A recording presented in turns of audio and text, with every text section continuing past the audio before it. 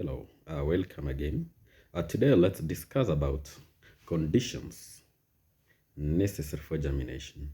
We have the environmental, that is the external factors, and we have the internal factors which affect the germination process. Let's start with the environmental. We can list first. The first one, we have water, that is the external. Number two, we have temperature. Third, we have light. And fourth, we have oxygen. We just have four. We are saying light, temperature. We're saying light, temperature, oxygen, and water availability.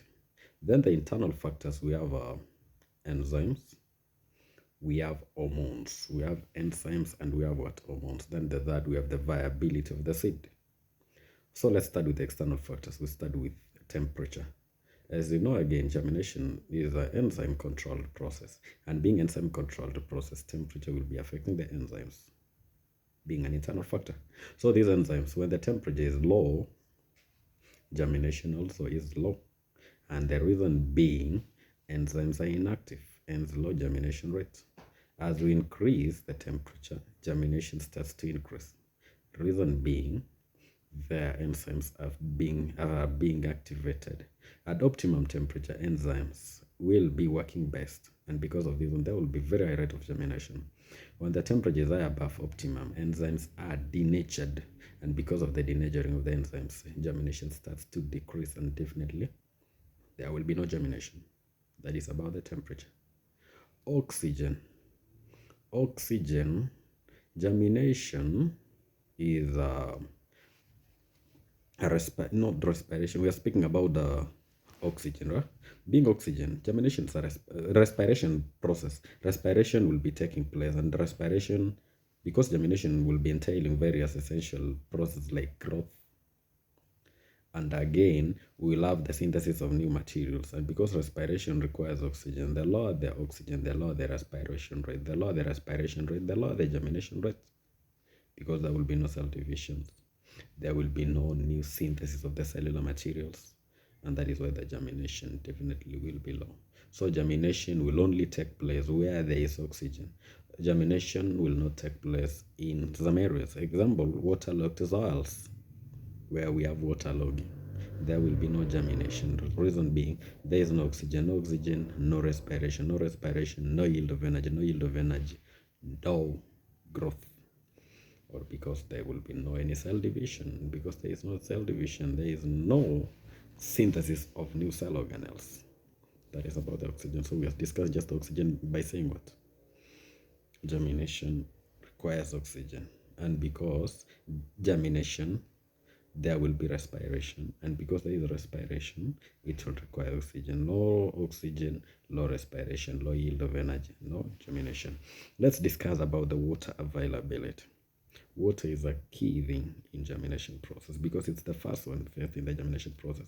What will be the role of water in germination? Water will be required to break first the seed dormancy. And because for the seed to germinate, the dormancy has to be broken down. So the first role of water there now will be, number one will be to activate the enzyme. While the seed dormancy is broken down, the enzymes are now being activated. When this enzyme activated, what follows? We have activated what? The enzymes. What follow is hydrolyzing. We hydrolyze those enzymes. We have activated the enzyme, so we hydrolyze the stored food. And when we hydrolyze the stored food substance, what happens?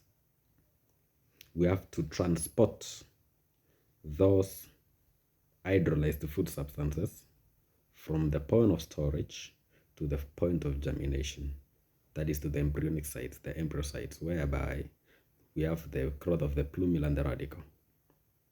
And the fourth, we have the water will be used to soften the seed coat for the emergence of the plumule and the radicle now. So we have said we have how many? We have four. We have five functions of what? The water. Number one, we have said it's what? Activation of the enzyme.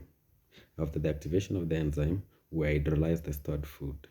After hydrolyzing the stored food, we transport the stored food from the storage sites to the growing sites. That's for the growth of the plumule and the radicle.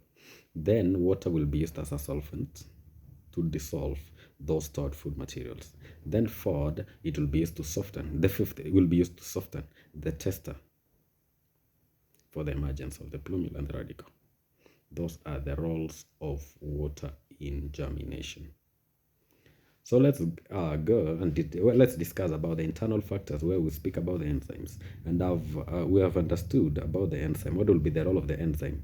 In the germination process, enzymes are being used to synthesize the new organelles, right?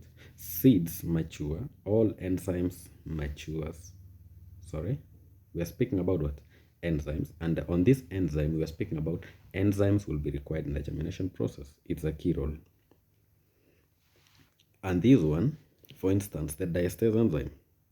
Diastase enzyme will facilitate the conversion of carbohydrates to glucose, which can easily be transported to those growing sites.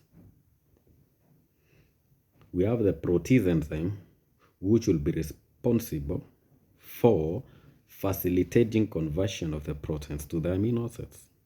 The amino acids are the ones that can be transported to those growing sites and being used to synthesize new cell structures. The third is the lipase, which will be facilitate conversion of the lipids to the fatty acids and the glycerols. And these all will enhance the germination process to take place. We have hormones.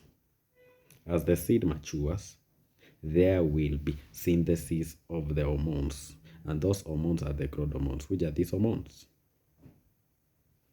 These growth hormones are which ones? The growth hormones are the gibberellins and the cytokinins. Minus these hormones, growth will not take place. Then we have the viability of the seed. On the viability of the seeds should be alive. And for these seeds to be alive, for the embryo not to be lost, the main reason for the viability of the seed, which are the things that can cause the death of the seed? When it's being attacked by the pests, they can destroy the embryo, and that seed will no longer germinate. Again, in case we do a long storage of the seeds, then we go and plant, the embryo might have died by that time. Then we have physical damage of this embryo. Those are the factors affecting or the conditions necessary for germination to take place. Thank you very much.